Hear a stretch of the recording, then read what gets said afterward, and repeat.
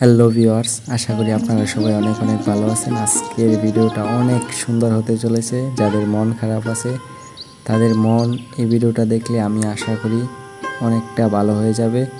So আপনাদের কাছে যদি এই ভিডিওটা অনেক ভালো লাগে অবশ্যই শেয়ার দিয়ে পাশে থাকবেন। ধন্যবাদ, ভিডিওটা দেখতেই থাকেন।